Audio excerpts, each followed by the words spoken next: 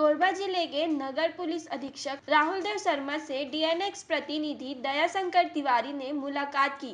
दयाशंकर तिवारी ने गुलदस्ता भेंट कर सीएसपी राहुल देव शर्मा का स्वागत किया और उनसे जिले सहित प्रदेश में पुलिस विभाग की कार्यशैली पर विस्तार से चर्चा की। आप ये बताएं सर कि पहला ये है कि आप मीडिया को किस एंगल से देखते हैं? मीडिया और पुलिस दोनों एक दूसरे से जुड़े हुए पहलू हैं दोनों के। जो काम पुलिस का है वही काम मीडिया का है। जहाँ पुलिस लगी रहती है वहीं मीडिया होती है। कभी कोई घटना होती है तत्काल पुलिस पहुँचती है और उस घटना की सूचना को जनता को देने का तत्काल मीडिया पहुँचती है। मुझे लगता है कि जिस तरह चोरी और दामन रहते हैं वैसे मीडिया और पुलिस रहती है। अच्छा सर, ये बताएं आप स्टूडेंट लाइफ से लेके अभी तक आप राजपत्रित अधिकारी हैं, आप किस राज्य से बिलोंग करते हैं? देखिए, मूल रूप से तो बिहार से बिलोंग करता हूँ, पर 4 पीढ़ी पहले दादाजी यहाँ आ गए थे। दादाजी मेरे आयुर्वेदिक कॉलेज रायपुर के फाउंडर प्रिंसिपल रहे। उसके बाद फिर मेरे आधी पीढ़ी लगभग आयुर्वेदिक डॉक्टर रही। और फिर मैं इस लाइन में आ गया PhD। आपकी पढ़ाई लिखाई कहाँ तक हुई? आप अपने परिवार की पृष्ठभूमि के बारे में थोड़ा जानकारी दें। मेरे फादर आयुर्वेदिक डॉक्टर थे, उनका निधन हो गया है। मेरे बड़े भाई साहब जो है वो बालाजी में बालाघाट में DIG बालाघाट रेंज संभाल रहे हैं। एक भाई साहब तहसीलदार सीहोर है, एक भाई साहब आयुर्वेदिक डॉक्टर हैं। इस तरीके से प्रशासनिक पृष्ठभूमि रही है मेरी। आप मैट्रिक कहाँ से किए, फिर स्नातक की पढ़ाई कहाँ से किए? रायपुर में गवर्नमेंट स्कूल से मैंने 12th पास किया। उसके बाद में गवर्नमेंट साइंस कॉलेज रायपुर से मैंने BSc देन MSc किया।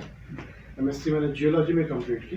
उसके बाद प्रतियोगी परीक्षा की तैयारियों में जुड़ गया था और इसी बीच में मेरा सिलेक्शन माइनिंग में सहायक भौमिकी पद पर रहा। राजपत्रित अधिकारी है वो भी, तो साल भर उसमें मैं सेवा दिया। तत्पश्चात PSC मेरा चयन जो है DSP के रूप में हो गया। 2013 से मैं DSP के पद पर हूँ। आप CSP बतौर CSP कोरबा में हैं, आप प्रमोटेड हैं कि डायरेक्ट हैं? मैं डायरेक्ट DSP के पद पर हूँ। अच्छा, आप ये बताएं, जैसे आप नौकरी के लिए स्वयं पढ़कर नौकरी पाए या कोचिंग किए? स्वाध्याय किए या कोचिंग का? कोचिंग का माध्यम लिया मैंने। उसके पश्चात स्वाध्याय कंटिन्यू किया। आप यहाँ कोरबा में बतौर CSP पोस्ट पर पदस्थ हैं। पहला पोस्टिंग कहाँ हुई?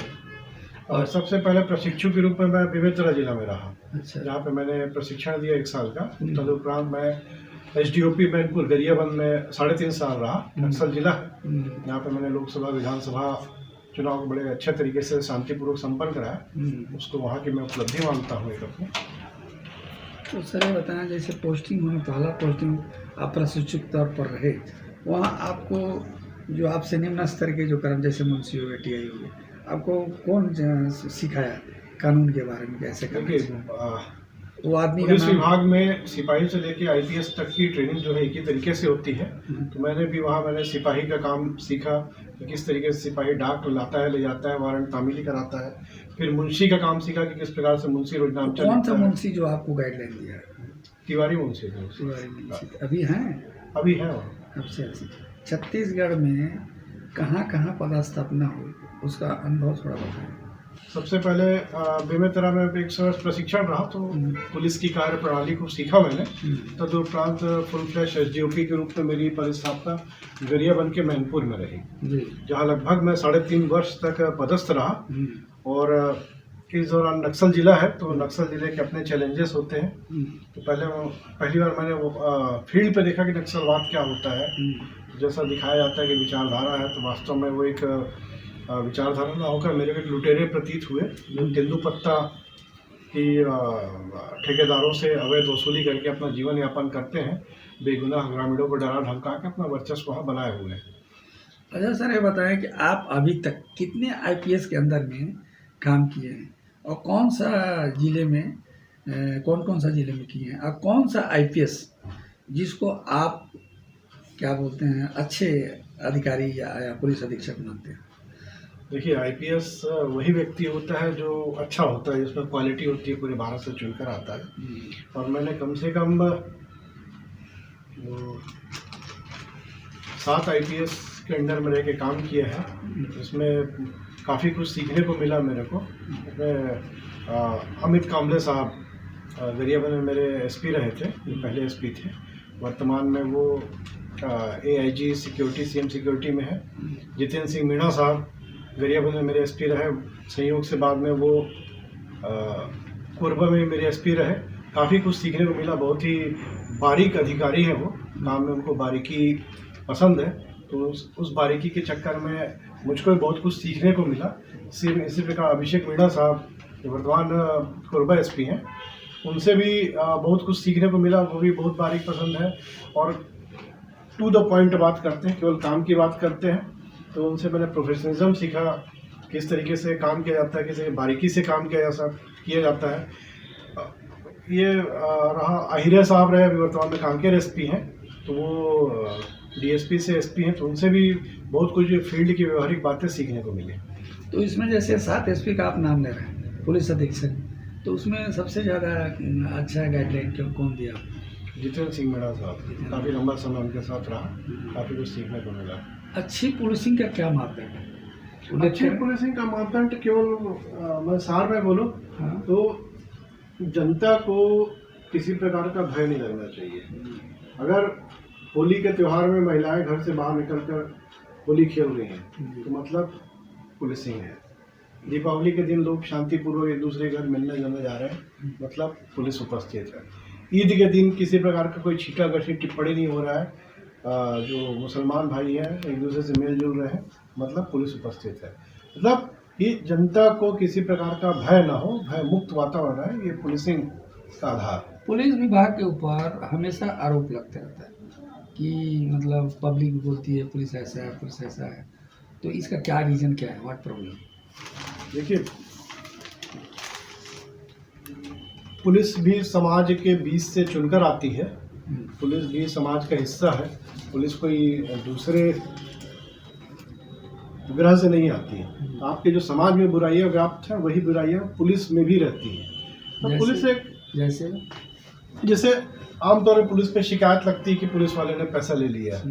देखिए, रोज रास्ते से चलता हुआ व्यक्ति को पुलिस से रोकती है और आपने कानून का, ट्रैफिक का नियम का उल्लंघन किया और चालान मांगती है, चालान के लिए पैसा लेती है और बाकायदा पर्ची भी देती है। पर अज्ञानता में लोग बोलेंगे कि पुलिस इसको अपने जेब में रख रहा है।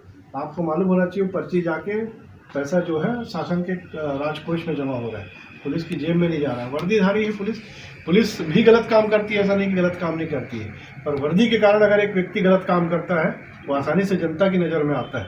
कम ज़्यादा या वहाँ भी गलतियाँ पाई जाती हैं, पर उनकी गलती उतनी ज़्यादा दिखती नहीं। वर्दी होने के कारण हम ज़्यादा जनता के समक्ष है, लोगों के सामने है, और गलती को मैं इसमें छिपा नहीं रहा हूँ या गलती को एक्सेप्ट नहीं कर रहा हूँ। गलती को है गलती, उसको दूर करने का धीरे धीरे प्रयास करें तो दूर होते हैं। कैसे जड़ से समाप्त हो सकता है? ये देखिए, सामुदायिक पुलिसिंग का वर्तमान में एक कॉन्सेप्ट लाया गया है कि जो पुलिस है वो जनता से जुड़े।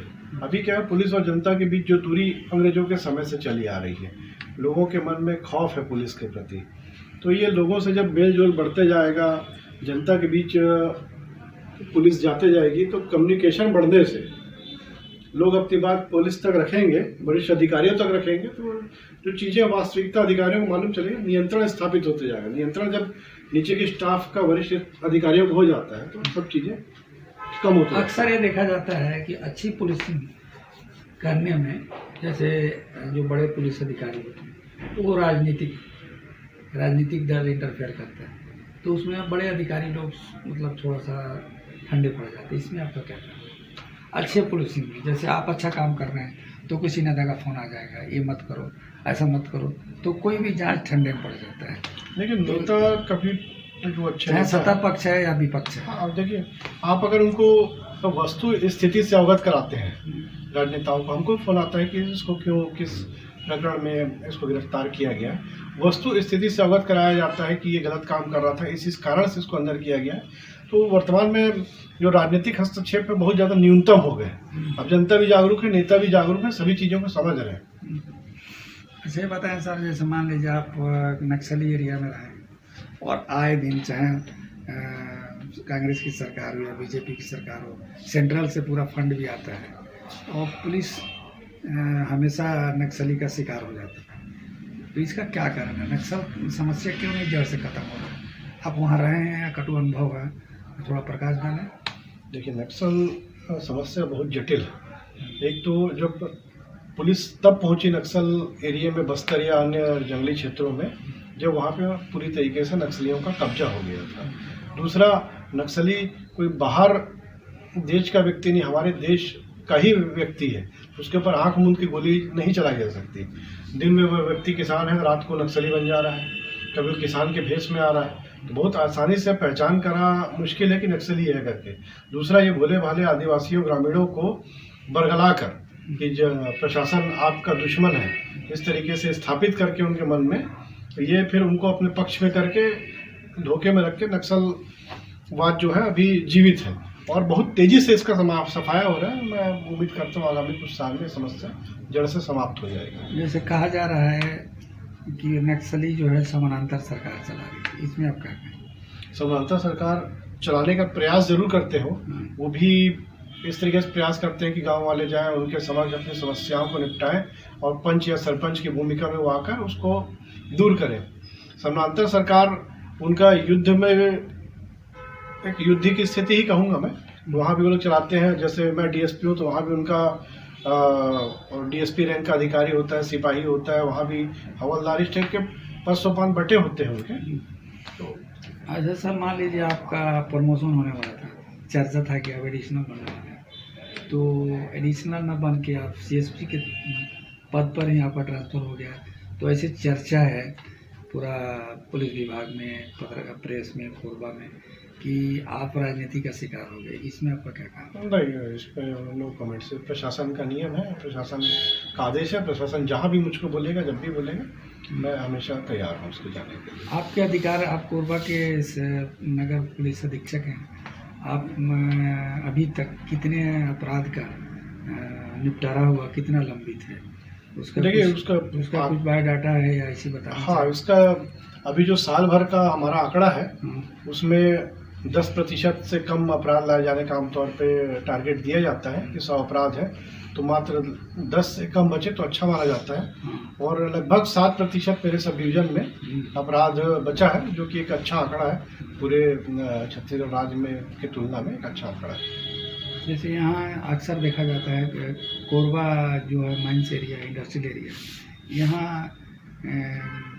एक्सीडेंट, दुर्घटना होता है, तो आप नगर पुलिस अधीक्षक हैं, इतना पुलिस व्यवस्था होने के बाद, जैसे आधुनिक तरीके से भी कंट्रोल किया जाता है, फिर भी दुर्घटना हो जाता है, इसका रीज़न क्या है? पुलिस बदनाम होती है कि पुलिस ऐसा हो गया? कोई एक कारण नहीं, दुर्घटना के बहुत सारे कारण हैं। जैसे जिसका जो सबसे प्रमुख कारण मैं तो बोलूँगा शराब। अच्छा, शराब पी के वाहन चलाना और सड़कों पे तेजी से वाहन चलाने के कारण अधिकांश दुर्घटनाएं हो रही हैं। दूसरा, हेलमेट ना पहनना, इसी कारण दुर्घटना हो रही है, क्योंकि बाकी कारणों में आप हेलमेट नहीं पहनेंगे तो अपंग हो जाएंगे, तो जब सर में चोट लगती है तो सीधा डेथ हो जाती है। तो हमने 185 मतलब शराब पीकर वाहन चलाने की कार्रवाई बहुत ज़्यादा बढ़ाया है। इसके अलावा जो शराब पी के वाहन चला रहा है उसका लाइसेंस भी निरस्त करने की कार्रवाई की जा रही है। लोगों में जागरूकता बार बार जाके ग्राम रक्षा समिति आदि के माध्यम से किया जा रहा है, ताकि लोगों को अवेयर करें कि शराब न पिए, तो शराब पी के गाड़ी तो बिल्कुल न चलाएं। अभी आप 7 IPS के अंदर में काम कर चुके हैं, अभी कोरबा में अभी आप पदस्थ हैं, तो पुलिसिंग जो व्यवस्था है, कौन सा ऐसा कार्य, ऐसा 7 SP के अंडर में आप काम किए हैं, कोरबा भी उसमें शामिल है, तो कौन ऐसा क्या बोलते हैं कानूनी अड़चन है जिसमें आप थोड़ा सहम गए, और कौन ऐसा काम किए जिसमें आपको खुशी हुई? 7 IPS में निचोड़ कौन ऐसा समस्या या पुलिसिंग में जो आप थोड़ा सहम गए, यानी संकोच में पड़ गए, थोड़ा डर गए, और कौन ऐसा काम किए जिसमें आपको बहुत खुशी हुई? देखिए, संकोच थोड़ा सा की बात तो किसी में नहीं है, क्योंकि पुलिस चाहे सिपाही हो, चाहे SP हो, चाहे DG साहब हो, कोई भी अधिकारी हो, उसका मुख्य काम अपना बेसिक पुलिसिंग का करना है, समाज में अपराधों की रोकथाम करना है और अपराध होने पर उनको पकड़ना है। हर अधिकारी अपने अपने स्तर पर प्रयास करता है, अपने अपने क्षेत्राधिकार में प्रयास करता है कि अपराधों को पकड़े, तो संकोच वाली किसी बात नहीं है। पर काम करने में कसावट में जो वर्तमान में कोरबा जिले में तो जब मैं पदस्थापना के दौरान आया था तब यहाँ पे गुंडागर्दी एक चरम सीमा पे थी। लोगों में भय का थोड़ा वातावरण लगा था कि कोरबा में रंगदारी है, गुंडागर्दी जो है अपने चरम पे है। वर्तमान में मेरा स्थानांतरण हो चुका है, तो मैं अपने कार्य से काफ़ी संतुष्ट हूँ कि ये जो रंगदारी और गुंडागर्दी जैसे शब्द थे कोरबा से ये हट गए। अच्छा, ये बात है, अभी तक के कार्यकाल में आपको अवार्ड कब मिला और कहाँ मिला, उल्लेख करें। अभी तक के कार्यकाल में जब से नगर पुलिस अधीक्षक बने हैं, जहाँ जहाँ पदस्थ हुए, अभी कोरबा में आप हैं, तो अभी तक अवार्ड जैसे किसी नेता, मंत्री, गृह मंत्री, डीजीपी या ऐसा कुछ में अवार्ड मिला जो उल्लेख करने लायक है, उसका उल्लेख करें। विभिन्न जिलों में जो हम लोग लॉ एंड ऑर्डर ड्यूटी में जाते हैं तो संबंधित जिले से हमेशा प्रशंसा पत्र आते रहते हैं, तो इसका कोई ऐसा उल्लेखनीय नहीं बता पाऊंगा आपको। अच्छा, मतलब सामान्य अवार्ड मिला। हाँ, सामान्य अवार्ड है। अच्छा, जैसे आपके अंदर में बालको भी है, मैं पहले भी आपसे एक बार इस बारे में चर्चा किया था कि बालको थाना अभी तक पुराने भवन में चल रहा है, अभी तक उसका नए भवन में शिफ्ट नहीं हुआ, इसका क्या कारण है? बालको मेरे क्षेत्राधिकार में नहीं है वर्तमान में, ये हेडक्वार्टर डीएसपी के अंडर में है और जल्दी ही शिफ्ट होने वाला है। पुराना थाना भवन को बहुत अच्छे तरीके से सजा संवार लिया गया है, बहुत जल्दी शिफ्ट हो जाएगा। आपके अभी तक के कार्यकाल में कौन ऐसा विवेचना है जिससे आप परेशान हुए, उसका उल्लेख करें। अभी तक के कार्यकाल में कौन ऐसा पुलिस में ऐसा समस्या है जिसमें आप विवेचना करने में थोड़ा सा परेशान हुए और बड़े अधिकारी का आपने मार्गदर्शन लिया। छोटे विवेचना में तो स्वयं आदमी विवेचना करके उसका हल निकाल देता है, ऐसा कौन ऐसा विवेचना आया 7 एसपी अभी तक के कार्यकाल में थोड़ा परेशान हुए और अपने से सीनियर अधिकारी से आप मार्गदर्शन ले करके उसको हल किए? जैसे गरियाबंद में धान घोटाला हुआ था, जिसमें सहकारी समिति से धान निकला और भंडारण केंद्र तक नहीं पहुंचा था, तो काफ़ी जटिल मामला था। करीब 11 ट्रक उसमें गायब हो गए थे, तो बहुत ही जटिल मामला था और उसको अपने सीनियर अधिकारी के माध्यम से, अपनी मेहनत से हमने उस मामले को सुलझाया और सभी आरोपियों को जेल में भेजा। अच्छा, आप एडिशनल बनने वाले हैं तो क्या क्या रुकावट है? अभी मैंने आपको ऐसा चर्चा है कि कोरबा से शर्मा जी एडिशनल बन के दूसरे जिले में जाएंगे, तो क्या रुकावट है? चर्चा का विषय है। ऐसा कोई रुकावट नहीं, प्रक्रिया है, प्रक्रिया चल रही है और उम्मीद है कि आगामी 2 महीने में प्रमोशन हो जाएगा। आप ये बताएं, जैसे मान लीजिए आप अगर पुलिस ना होते, पुलिस में न जाते, तो कौन सा विभाग में जाते? मैं पुलिस ना होता तो मेरा प्रथम जो लक्ष्य था वो डॉक्टर बनना था। मेरे दादाजी आयुर्वेदिक डॉक्टर थे, फादर आयुर्वेदिक डॉक्टर थे, मेरी भी पसंद वही थी, किसी कारणवश नहीं बन पाया। तो फिर मैं इसके पहले जियोलॉजिस्ट था, जियोलॉजिस्ट भी बहुत अच्छा सफल जियोलॉजिस्ट था। मैंने बॉक्साइट बहुत अच्छा काम किया, मैं इन पार्ट में संतोषजनक तो था। तो ऐसी कोई घटना घटी जिसके चलते आपने पुलिस विभाग में आया और डायरेक्ट राजपत्रित अधिकारी पर आपका प्रमोशन?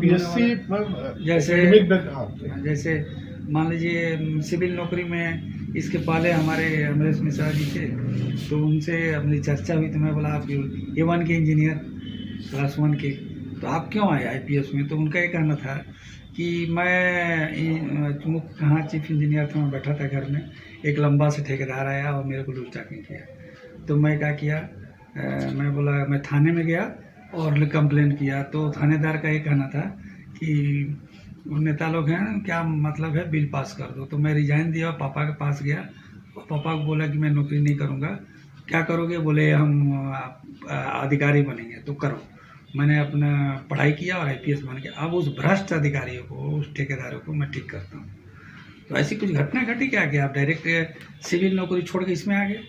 अक्सर जैसे क्या होता है, या इसमें थोड़ा सा मापदंड प्रोटोकॉल में चलने का मौका मिलता है, ऐसा कुछ लगा क्या पारिवारिक से या पिताजी से, माताजी से? यस, मेरे बड़े भाई साहब बताया कि आपको DSP थे, और जीवन में बहुत सारे ऐसे समय आता है जब आप सही होते हो, चाहते हुए, क्योंकि आप कमज़ोर हो तो आपको लोग दबाते हैं। ऐसे बहुत सारे अनुभव हर व्यक्ति के जीवन में होता है, मेरे जीवन में भी हुआ, उसका उल्लेख नहीं करना चाहूँगा मैं। जैसे क्या करो? अब जैसे कुछ पासपोर्ट का मैटर था, मेरी छोटी बहन का पासपोर्ट नहीं बन पा रहा था, संबंधित हवलदार और संबंधित पासपोर्ट अधिकारी सहयोग नहीं कर रहे थे। तो मैं जाता था, मैं राष्ट्रपति अधिकारी था, बावजूद इसके हवलदार नहीं कोऑपरेशन नहीं कर रहा था, बहुत प्रताड़ित हुआ मैं, है ना। और कभी एक मेरा जमीन का मैटर था तो कोई सामने वाला व्यक्ति उसमें इंस्पेक्टर था तो बहुत मुझको दबाव डालता था, ठीक है, तो उनका सामना नहीं कर पा रहा था। पर जैसे ही प्रशासनिक परीक्षा की तैयारी कर ही रहा था, जनरल वर्ग का विद्यार्थी हूँ तो टफ बहुत जाता है तैयारी करने में। लोग हतोत्साहित भी करते थे कि आपका नहीं होगा, जनरल से आते हैं आप कैटेगरी से तो बहुत आसानी से नहीं होगा। तो ये जो चीज़ें हैं और ज़्यादा मोटिवेट करती थी कि अब तो करके दिखाना है करके, और करके दिखाया। और ये जो फिर उसके बाद बहुत सारी समस्याओं का निदान हो गया। आप जब पुलिस अधिकारी बनते हैं तो आप भले कष्ट में रहते हैं पर आपका परिवार अपने आप को, आपका परिवार, आपके दोस्त यार परिचित अपने आप को सुरक्षित समझते हैं और ये काफ़ी संतोष देता है। तो आप जैसे डायरेक्ट CSP बने, इसका श्रेय किसको देते हैं? अपने गुरु को, माता पिता को? माता पिता तो निश्चित रूप से सबसे पहले हैं, उसके बाद गुरुजन आते हैं जिन्होंने नॉलेज दिया। गुरु अनुभवी सीनियर भी शामिल है उसमें, और एकेडमिक के टीचर तो है ही है। जैसे अक्सर पुलिस विभाग में समय का कोई मापदंड नहीं होता, 24 घंटा पुलिस का नौकरी होता है, भले वो घर में भी रहे तो कहीं से फोन आ जाएगा तो जाना पड़ता है। आपका जो भावी जनरेशन है, चाहे वो भाई हो, भतीजा हो, पुत्र हो, भतीजा कोई भी हो, क्या आप चाहेंगे कि वो पुलिस अधिकारी बने या पुलिस में आए? देखिए मेरे पिताजी, कंपटीशन है, ये 24 घंटा ड्यूटी है, इसमें जैसे आप घर में अभी जाएंगे, मान लीजिए फ़ोन आ गया, कोई घटना हो गया तो तुरंत आपको जाना पड़ेगा। तो सिविल नौकरी में सिंपल टाइप का जैसे ड्यूटी हो गया, घर में बैठे हैं 10 बजे जाना है। और पुलिस विभाग में चाहे वो आरक्षक हो और चाहे ASP हो, चाहे नगर पुलिस अधीक्षक हो, 24 घंटा ड्यूटी रहता है। तो क्या आप चाहेंगे कि हमारा जो भावी पीढ़ी है या हमारा रिश्तेदार है वो पुलिस में जाए? पुलिस विभाग जितना आपसे लेता है उतना आपको बदले में वापस भी देता है। जैसे है ना कि मैं अगर यहाँ पे हूँ या मैं 24 घंटे ड्यूटी में नहीं हूँ तो इतने साधन सुविधा मुहैया करा दिए जाते हैं विभाग के द्वारा कि आपका घर सुरक्षित है, घर में कोई किसी प्रकार की दिक्कत नहीं है ना। और मेरे माता पिता को मेरे काम से सम्मान मिल रहा है। जब मैं कोई बड़ा केस सॉल्व करता हूँ, पेपर में देखते हुए बड़े अच्छे गौरवान्वित महसूस करते हैं मेरे टीचर, मेरे दोस्त, मेरा समाज।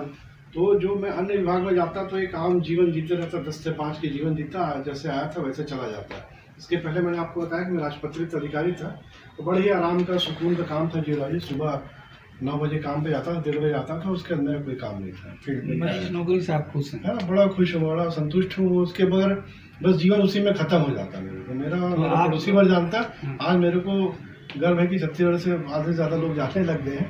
तो ये काम खुशी देता है। जब कोई मर्डर होता है 5 दिन नहीं निकलता, पर 5 दिन निकल जाता है तो 5 दिन मैं सोया नहीं रहता हूँ ठीक से। सोता भी हूँ तो सपने में मर्डर घूमता है मेरे। जिस दिन साल होता है पूरी थकान चली जाती है, तुरंत चली जाती है। मतलब कुल मिला के संतोष मिलता है। कुल मिला के है कि अपने भावी पीढ़ी को इसमें लाना चाहिए।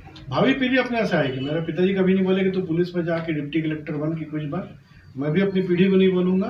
नहीं, आपसे अगर कोई गाइडलाइन लेना चाहे, जैसे मेरी बेटी है, वो पापा मैं बड़ी होके पुलिस बनूंगा, बिल्कुल मैं बेटा। अच्छा, आपका सहयोग रहे।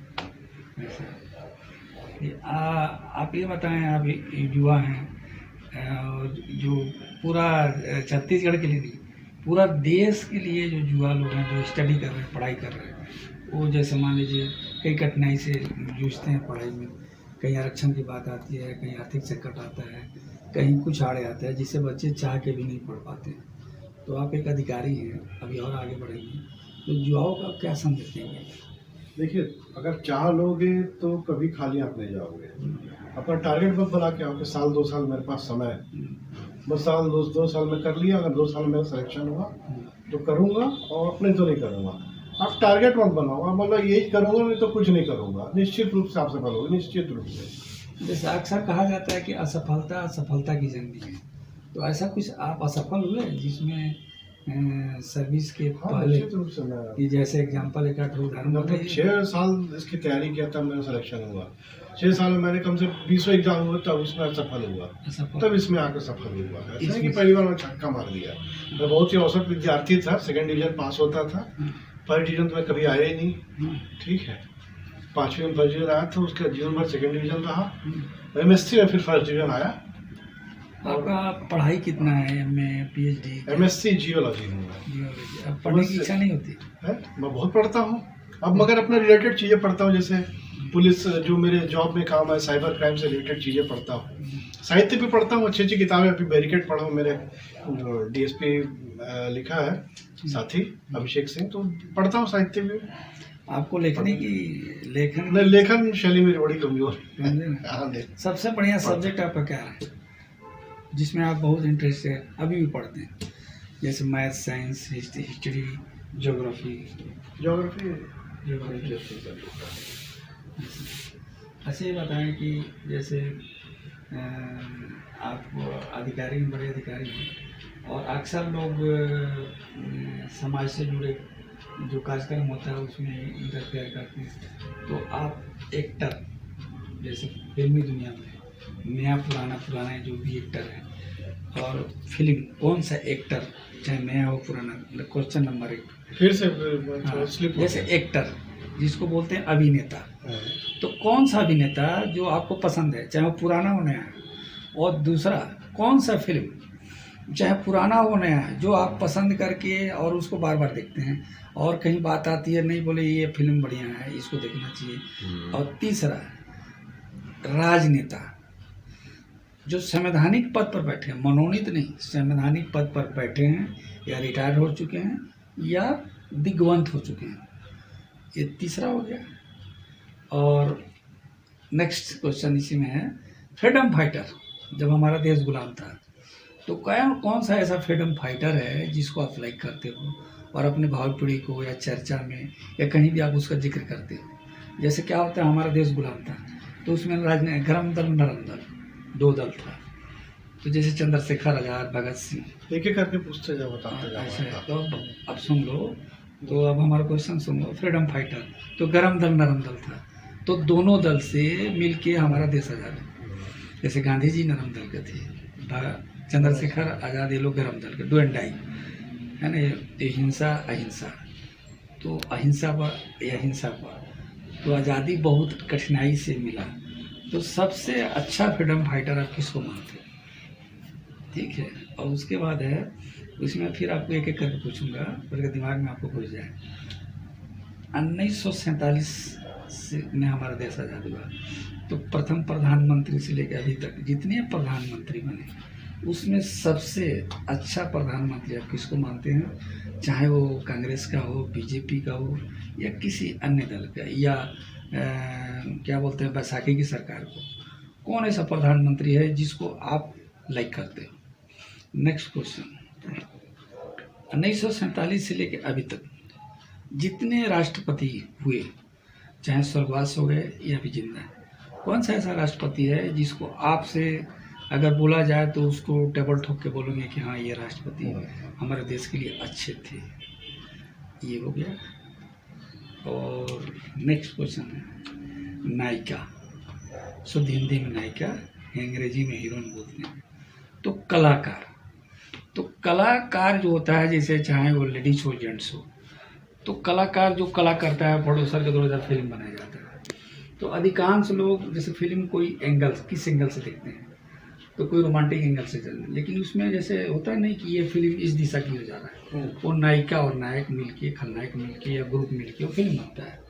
तो कौन सा ऐसा नायिका है जिसको आप पसंद करते हैं, और उस पर फोकस करें कि ये नायिका जिंदा है या स्वर्गवास हो गई, ये अच्छी थी।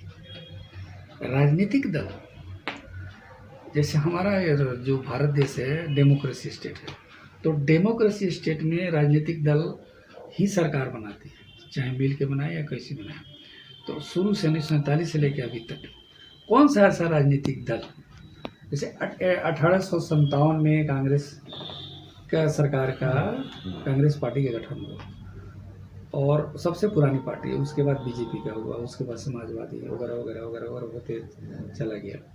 तो 1947 से लेकर अभी तक कौन सा ऐसा राजनीतिक दल है जिसका प्रिंसिपल सिद्धांत आपको अच्छा लगता है?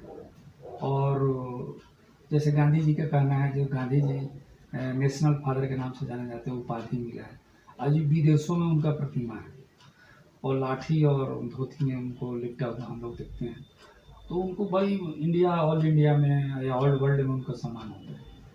तो कौन ऐसा राजनीतिक दल है जिसको आप पसंद करते हैं? मंथन कर लिया, कौन सा एक्टर नाम बताएं? अमिताभ बच्चन। क्या कारण है? What? एंग्री यंग मैन, उसमें जो भूमिका निभाई वो एक आम भारतीय युवक की भूमिका होती थी उस दौर में।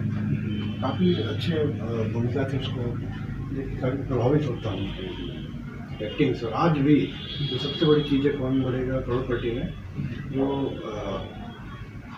उनका जो ऊर्जा वो अभी भी ऊर्जान्वित करती है कि इस एज पे लगभग 76 ईयर है, तो उसके बाद भी इतनी ऊर्जा से भरपूर इतनी मेहनत करते हैं तो काफ़ी मोटिवेशन मिलता है उससे। कौन सा फिल्म नया से लेकर पुराने तक कौन सा फिल्म जो आप पसंद करते हैं, बार बार देखते हैं, चाहे नया हो पुराना, लेकिन कुछ कुछ होता है, कुछ होता है रीजन? जैसे कॉलेज के समय की यादें जुड़ी हैं, अच्छा, उसी प्रकार की पिक्चर है। राजनेता में अटल बिहारी वाजपेयी, अटल बिहारी, स्वर्गीय अटल बिहारी, स्वर्गीय अटल बिहारी वाजपेयी जो है। और फ्रीडम फाइटर में बेटा मैं महात्मा गांधी गरम आइडिया गरम मानता हूँ मैं। गरम दल, देखिए दोनों का उद्देश्य आज़ादी था, दोनों के अपने में तरीके थे, माध्यम था। तो गरम दल वाले गरम दल थे, चंद्रशेखर आज़ाद निश्चित रूप से गरम दल में आदर्श हैं, और गांधी जी गरम दल में मैं आदर्श मानूंगा। प्रधानमंत्री में प्रधानमंत्री में जो राजनेता है वही मेरे प्रधानमंत्री होंगे। अभी से अटल लेकर बिहारी अभी तक, वाजपेयी, जो शुरू से लेकर अभी तक कौन सा? स्वर्गीय अटल बिहारी वाजपेयी जो है वो देश के जो गौरव को वापस दिलवाया, देश को कॉन्फिडेंस से भरा। जब एक नेगेटिव समय चल रहा था उस बीच में पूरे विश्व में अपनी पहचान स्थापित करने का जो समय था, तो आज भारत विश्व में काफ़ी मजबूती से खड़ा है। तो मजबूती की शुरुआत जो है मैं मानता हूँ कि अटल बिहारी वाजपेयी जी के समय से हुई। राष्ट्रपति के बारे में कौन से? राष्ट्रपति में निश्चित रूप से अब्दुल कलाम आज़ाद, जिन्होंने न केवल उदाहरण और आदर्श देकर राष्ट्रपति होता है, आमतौर पर राष्ट्रपति को रबर स्टैम्प मान लिया जाता था, उन्होंने लीग से हट के काम किया और अपनी पहचान बनाई, राष्ट्रपति पद को एक गरिमा दिलाई। और नायिका में कौन है? अमेरिका में ओल्ड या नए? और क्यों? हेमा मालिनी, उनकी चंचलता जो है वो, चुलबुली हंसी जो है वो काफ़ी माहौल को हल्का कर देती है, वो अच्छी एक्टिंग उनकी। और राजनीतिक दल में जैसे कांग्रेस बीजेपी में? राजनीतिक दल के देखिए अपने अपने सिद्धांत है, दोनों के सिद्धांत सही हैं। जब भी पार्टियां अपने सिद्धांत पे चलती हैं तो वो सिद्धांत पूरे आदर्श होते हैं, इसमें कोई गलत या सही कहना उचित नहीं होगा। एक ठो पार्टी का नाम बताएं जैसे वो प्रशासनिक पद पे हो, फिर राजनीतिक सवाल पर ठीक है। ठीक है, आप ये बताएं आपको क्या पसंद है और क्या पसंद नहीं? जैसे जैसे मान लीजिए किसी को ज़्यादा बोलना, अनलीगल बात करना, या झुंड में नहीं रहना, एकांत रहना, है ना? मैं सामाजिक आदमी हूँ, बहुत सारे दोस्त हैं मेरे, झुंड में रहना बहुत पसंद है, बहुत अच्छा लगता है। खाली समय में क्या करते हैं? खाली समय रहता नहीं है, थोड़ा बहुत रहता तो एक्सरसाइज करता हूँ, वो हॉबी है मेरी। शरीर बनाना, शरीर अच्छा लगता है। और बाकी कभी मिल गया तो दोस्तों के साथ घूमने चला गया था। जैसे मान लीजिए आप अच्छे पोस्ट पर हैं, आगे भी आप अच्छे पोस्ट पर रहेंगे, तो हर अच्छे अधिकारी जैसे डी शर्मा थे, तो डी शर्मा साहब जैसे तो वो स्कूलों में जाते थे, ग्रामीण अंचलों में स्कूलों में, और वहाँ कुछ ना कुछ बच्चे लोग को करना, ये करना, रचनात्मक। तो इसमें आप क्या कहेंगे? आपका भी? मेरे को भी बच्चों से बड़ा लगाव है, बच्चों के साथ रहना, खेलना। स्कूल में भी जाता हूँ, ग्रामीण स्कूलों में ही ज़्यादा जाता हूँ।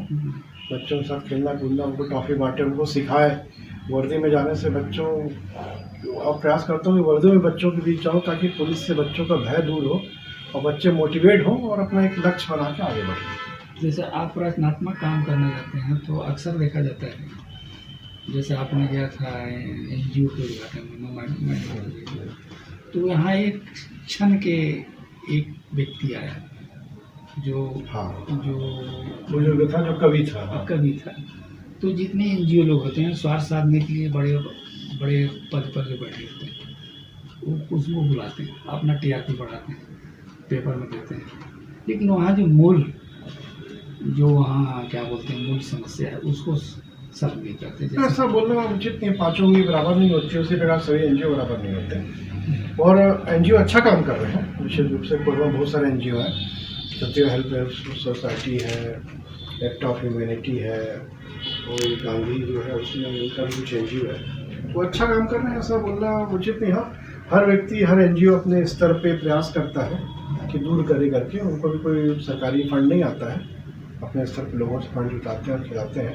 दूसरा, वो अधिकारियों या वरिष्ठ लोगों को बुला के स्थापित करते हैं, अपने लोगों को अन्य जनता के बीच दिखाते हैं कि हम लोग काम कर रहे हैं। तो कोई अगर वरिष्ठ अधिकारी जाता है तो उससे उनको पहचान मिलती है, मेरे को नहीं लगता है कोई बुराई है। लेकिन उसमें जो बुजुर्ग आदमी आया, अब उनकी क्षमता नहीं है बुजुर्ग की, जैसे मैं बताया ना कि 15 अगस्त में अगर आज सार्वजनिक कार्यक्रम होता तो मैं जरूर प्रयास करता उस बुजुर्ग को मंच दिलाने का, पर अभी कोरोना काल में आपको मालूम है कि सारी सार्वजनिक गतिविधियां बंद है। तो प्रयास करेंगे आप जरूर। आप ये बताइए, इंडिया सेकुलर स्टेट है, धर्मनिरपेक्ष रह रहे हैं, आप सनातन धर्म से हैं, ईश्वर को विश्वास करते हैं? निश्चित रूप से। क्यों? जैसे मान लीजिए मेरा संस्कार में है ये, ईश्वर से जब भी, एक तो ईश्वर से प्रार्थना करने में हमारा विश्वास बनता है, एक अलौकिक शक्ति तो ही है, कुछ मूर्ति पूजा के रूप में, कुछ अमूर्ति पूजा के रूप में, सभी लोग अपने अपने धर्म को मानते हैं, मैं भी धार्मिक आदमी मानता हूँ। तो ऐसा कोई घटना बताएं जब आप विचलित हो गए हों, ईश्वर आपने जो इष्ट देव हैं जिसको आपने याद किया और मतलब अंदरूनी शक्ति मिली, ऐसा लगा कि नहीं मैं कमज़ोर नहीं हूँ, मैं बलवान हूँ, मैं इसको फाइट करके आगे बढ़ सकता हूँ, यह संकट मेरा, चाहे वो पारिवारिक हो या सर्विस वाला हो, अगर ईश्वर को मानते हैं। अक्सर देखा जाता है कि जैसे आप 21वीं सदी है, सूर्य ग्रहण, चंद्र ग्रहण या ईश्वर पूजा, इसमें अधिकांश लोग का सूर्य ग्रहण चंद्र ग्रहण का ईश्वर पूजा से एक अलग संबंध है। ईश्वर पूजा एक तो आपको आस्था देता है, और बहुत सारे जीवन में ऐसे क्षण आए जब आपको लगे कि भगवान है, अब भगवान नहीं होता तो शायद मेरे साथ कोई दुर्घटना घटित हो जाती है। ऐसे बहुत सारे क्षण हैं, तो उसको किस तरीके से आपको बताऊँ, घटना सोच रहा हूँ जो आपको बताऊँ। जैसे ऐसा कोई चाहे सर्विस काल हो या स्टूडेंट लाइफ हो या परिवार में, जहाँ ईश्वर की ज़रूरत होता है। जैसे मैं डांगी साहब से एक बार मैं ऐसी चर्चा कर रहा था, तो मैं उनको बोला कि श्रीमान जी ये बताएं कि ऐसी कोई घटना बताएं जिसमें आप ईश्वर को याद किए, अपने इष्ट देव को याद किए। तो 2 मिनट के लिए वो शांत हो गए, बोले मेरे बेटा का जन्मदिन था और मैं नक्सली एरिया में था और मैं वहाँ 4-10 का बल लेके मैं गया।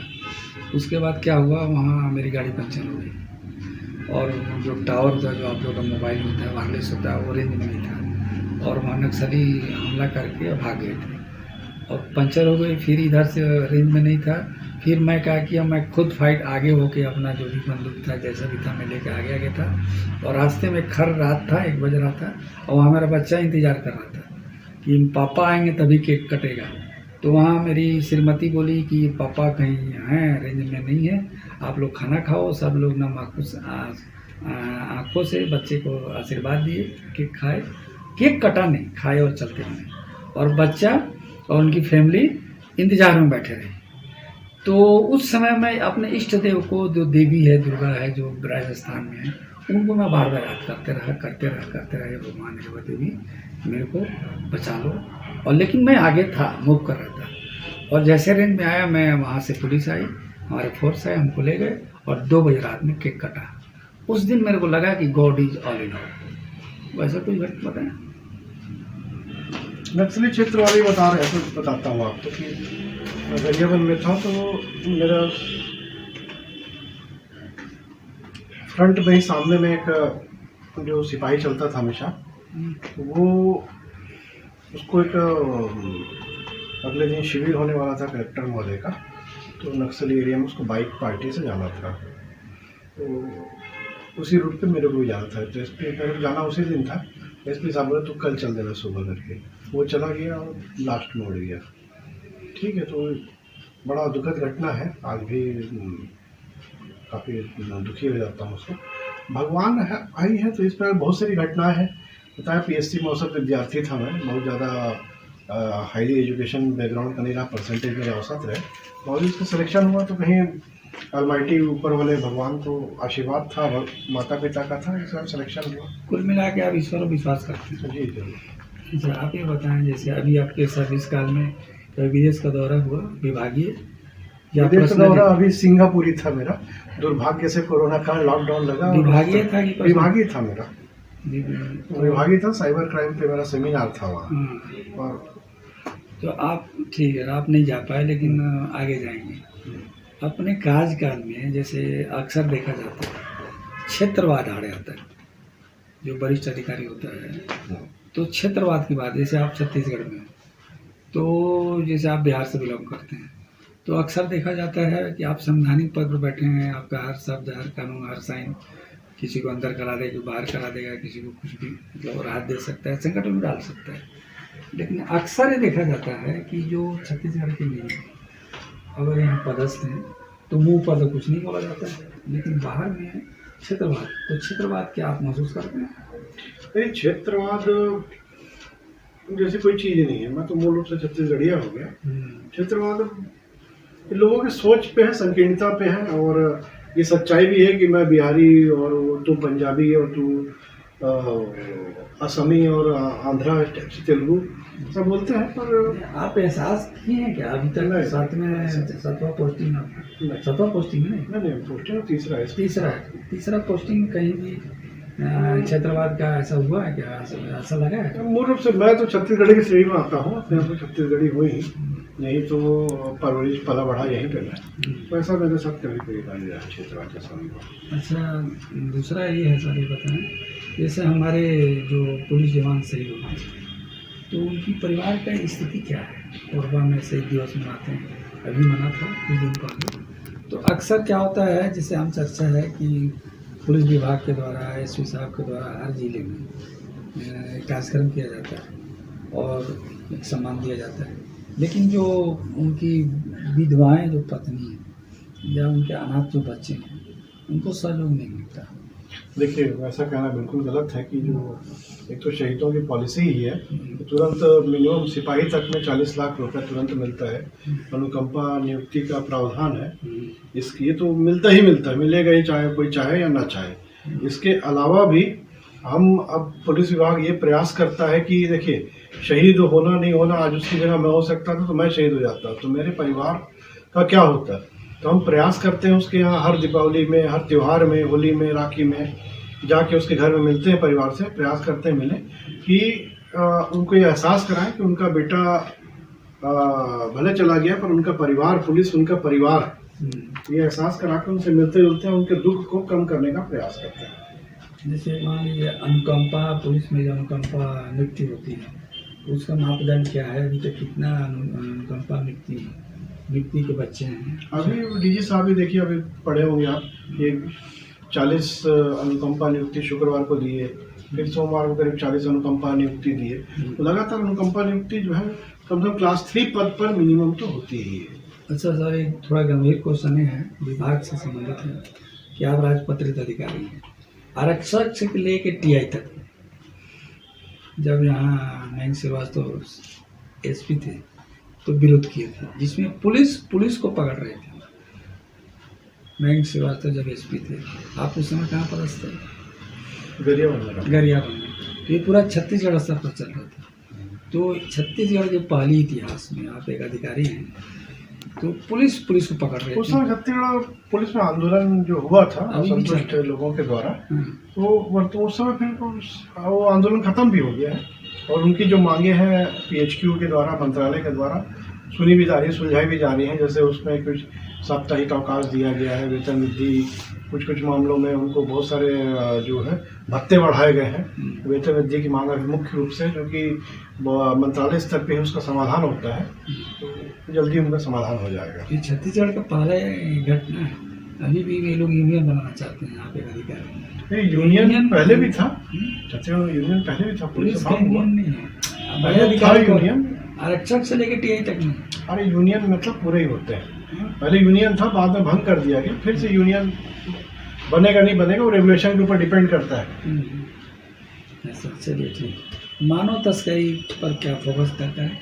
मानव तस्करी होती है मुख्य रूप से जशपुर या बॉर्डर एरिया में, रायगढ़ सरगुजा जशपुर एरिया में ज़्यादा है, हमारे एरिया में कम है। फिर भी मानव तस्करी कम से कम हो। लोग यहाँ से तमिलनाडु ले जाते हैं, वहाँ पे सस्ते में काम कराएंगे करके ठेकेदार ले जाता है, तो वहीं छोड़ के भाग के आ जाता है, या वहाँ पे उनको आगे किसी और ठेकेदार को ट्रांसफ़र कर देता है कि मैं तुमको इतना पैसा दे के लाया हूँ। तो जब भी ऐसी जानकारी आती है उनका अपराध पंजीबद्ध किया जाता है। पुलिस वेलफेयर में क्या क्या कार्य होता है? जैसे पुलिस वेलफेयर में देखिए अपने जो स्टाफ का है, किस प्रकार से वेलफेयर, उनको छुट्टी दी जाए, उनका कोई भत्ता रुका दिया जाए, कोई बीमार है तो अवकाश दिया जाए, कोई बीमार है तो उनको हमारे अलग से वेलफेयर फंड होता है, उसमें से उनको तत्काल पैसा दिया जाता है। इसके अलावा भी रिटायरमेंट के समय में हम प्रयास करते हैं कि जिस दिन रिटायरमेंट हो उस दिन के पहले उसके सारे जो लिखा पड़ी है, सारी जो कागजी कार्यवाही पूरी हो जाए, ताकि वो सीधा पेंशन का भागीदार, ना कि वो कोषालय या ट्रेजरी का चक्कर लगाते हैं। जैसे एमपी सरकार में चर्चा है, एमपी सरकार अवकाश समय फिक्स कर दी है, लेकिन यहाँ भी फिक्स है, सप्ताह में हफ्ते में 7 दिन छुट्टी है। अच्छा, और फिक्स है? फिक्स है, हाँ, हफ्ते में 7 दिन छुट्टी। और टाइमिंग? हफ्ते में 7 दिन छुट्टी है, मतलब किसी को वो रोटेशन बांध जाता है, किसी का सोमवार आएगा, किसी का मंगलवार आएगा, किसी का बुधवार आएगा। टीआई से लेके सिपाही स्तर तक। और अभी भी कुछ कोरोना काल में कुछ कम हुआ, कुछ चल रहे हैं, तो बल को देखते हुए उसको दिया जा रहा है। ये जहाँ आपका ऑफिस है, यहाँ कितना रिक्त पद है और कितना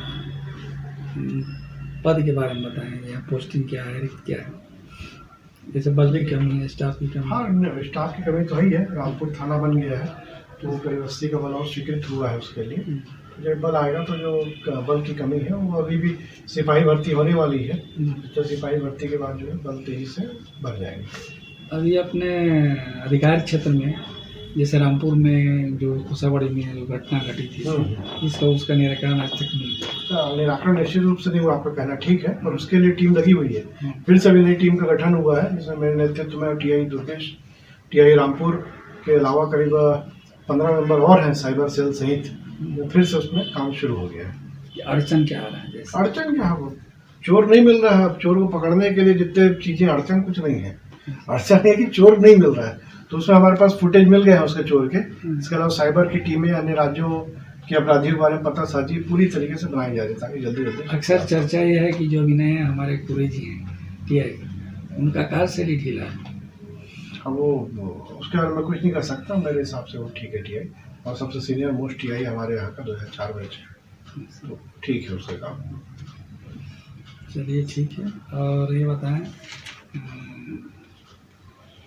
कभी आपको भविष्य में ऐसा कुछ काम है जिसमें राष्ट्रपति अवार्ड मिलने की संभावना है? ऐसा कुछ चल रहा है मिशन? नक्सल एरिया पे ही राष्ट्रपति अवार्ड मिलता है, या फिर जो कार्यकाल की जो संपूर्ण सेवा होती है तब राष्ट्रपति अवार्ड मिलता है। तो भी नौकरी लंबी है, तो उम्मीद आशा जरूरी है। धन्यवाद, थैंक यू। चलिए आपको प्रमोशन जल्दी हो।